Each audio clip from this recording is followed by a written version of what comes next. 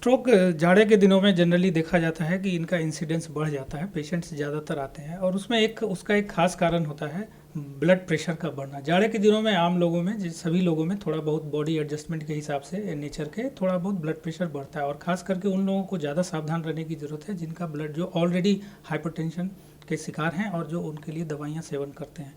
तो एक blood pressure का बढ़ना एक कारण हो सकता है। दूसरा कारण है कि इनएक्टिविटी, मतलब जाड़े के दिनों में जनरली हमारी एक्टिविटी कम होती है और जनरली खान पान थोड़ा ज़्यादा होता है क्योंकि पाचन तंत्र वगैरह ठीक रहते हैं और एक्टिविटी और एक्सरसाइज की एक्टिविटी हमारी कम रहती है, जिसकी वजह से ये देखा गया है कि जाड़े के दिनों में स्ट्रोक के इंसिडेंस बढ़ जाते हैं। जी डॉक्टर साहब, तो ऐसे में प्रिवेंशन क्या लिया जा सकता है स्ट्रोक के अगेंस्ट, कि लोग अपने आप को सुरक्षित रखें जो हाई रिस्क पर रहते हैं स्ट्रोक के लिए। लेकिन इस सवाल के जवाब से पहले मैं चाहूँगी कि आप हमारे दर्शकों को एक बार फिर से समझा दें कि स्ट्रोक का रिस्क किन में ज़्यादा है। स्ट्रोक का रिस्क उन लोगों में ज़्यादा है जो ऑलरेडी हाइपरटेंशन है, जिनको ऑलरेडी डायबिटीज़ है, जिनको ऑलरेडी लिपिड की प्रॉब्लम है, जिनका वजन ज़्यादा है, उनका रिस्क ज़्यादा है। जो खान पान ज़्यादा करते हैं और बॉडी एक्टिविटी एक्सरसाइज रेगुलर नहीं करते हैं या मद्यपान करते हैं या और भी अगर कोई नशा करते हैं तो जनरली उनमें ये ज़्यादा देखा जाता है। जी, तो डॉक्टर साहब, ये लोग अपना ख्याल कैसे रखें कि लकवा आने के चांसेस जो हैं वो कम से कम रहें? खास करके सबसे ज़रूरी है कि आपका नित्य प्रतिदिन जो भी है आप योग व्यायाम या कुछ एक्सरसाइज करते हैं, अपने आप को कोशिश करें एक्टिव रहने का। और जहाँ तक देखा जाता है कि ठंड से एक्सपोजर के प्रिवेंशन करें आप। आपकी ड्रेसिंग सही से होनी चाहिए और अगर ठंड ज़्यादा है तो मॉर्निंग इवनिंग टाइम में थोड़ा बहुत आग का सेवन, चाहे आप वो नेचुरल आग से करें या हीटर के थ्रू करें, ज़रूर करें, क्योंकि इससे होता है क्या कि आपके बॉडी को एक एडेप्टेबिलिटी मिलती है और बॉडी का सिस्टम एडजस्ट करता है अपने आप को, जिससे कि आपका ब्लड प्रेशर कंट्रोल रहता है, ब्लड के गाढ़ेपन का रिस्क कम जाता है। और जो ऑलरेडी हाइपरटेंशन डायबिटीज़ इनके पेशेंट्स हैं उनको अपनी दवाइयाँ और खान पान सही टाइम से करना है और एक्टिविटी को मेंटेन रखना है। जी डॉक्टर साहब, फिजिकल एक्सरसाइजेज जो होती है वो कितनी अहम भूमिका निभाती है, कितनी ज़रूरी है?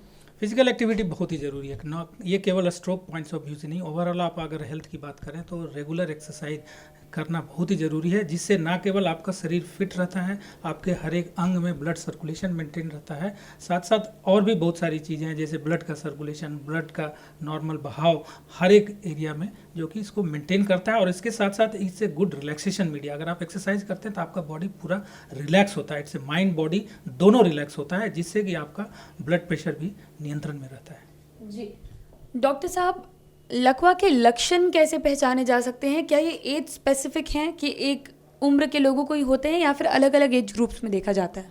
लकवा तो किसी भी एज ग्रुप में हो सकता है, बचपन से लेके बुढ़ापे तक किसी भी एज ग्रुप में हो सकता है। लेकिन लक्षण की अगर आमतौर से बातें करें तो उसमें ये देखा जाता है कि आपका चेहरे का टेढ़ा हो जाना या आवाज़ का लड़खड़ा जाना या आपका एक हाथ या एक पैर का ना चलना या आप खड़े होते ही गिर जाना, जिससे कि आप महसूस कर सकते हैं। अगर ये सिम्टम्स आप में आते हैं तो आप मान के चलें कि ये लकवा है और तुरंत जितना जल्दी हो सके आप अस्पताल पहुँचें और इसका उचित जांच और इलाज शुरू करें।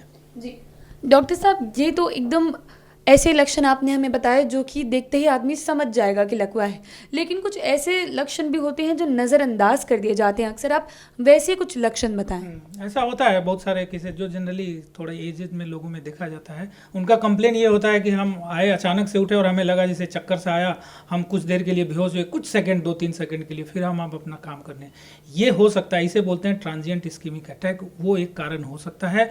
लेकिन इसकी प्रॉपर जाँच करनी चाहिए। अगर आपको ऐसा हुआ है 1-2 बार तो इसको इग्नोर ना करें, इसको प्रॉपर तरीके से जांच करके इवैल्यूएशन करके और इसकी इलाज शुरू करना चाहिए।